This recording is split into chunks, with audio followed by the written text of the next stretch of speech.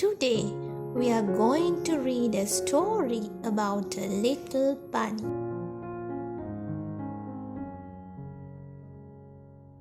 Good night, Peter.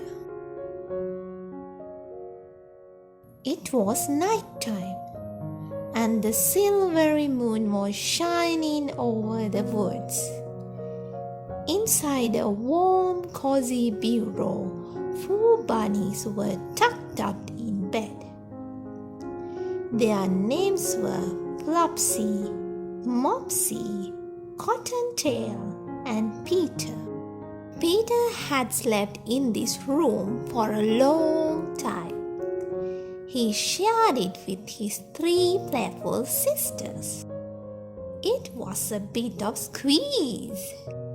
Mrs. Rabbit thought it was time for Peter to sleep in a room for his own.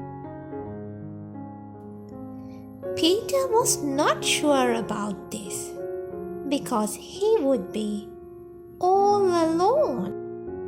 There would be no Flopsy to score his handstands out of 10.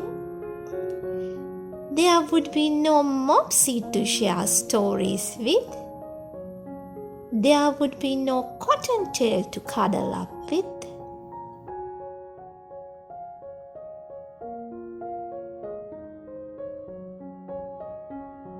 One sunny morning, Mrs. Rabbit set to work making a cozy little room for Peter. "This is just the place for you, Peter," she said. "A lovely, snuggly spot, perfect for a growing bunny."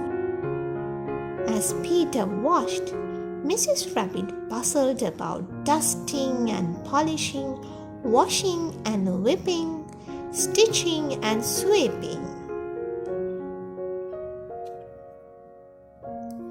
Finally, Peter's new room was finished, and it was really very lovely.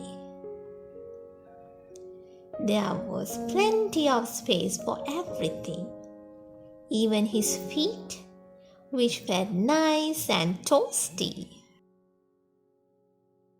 Peter had only just closed his eyes when, "What is that noise?"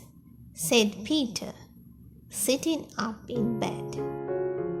The noise echoed around his big, lonely room. Peter was never going to be able to sleep now. Peter sprang out of his bed and straight back to where his sisters were. "There's no room in this bed," muttered Flopsy. "Your feet are too cold," said Mopsy, putting the blankets tighter around her. "You can share with me," whispered Cottontail kindly. But there really wasn't enough space for Peter. In the morning, Peter was very tired indeed, and very glum. He felt a little bit in-betweenish.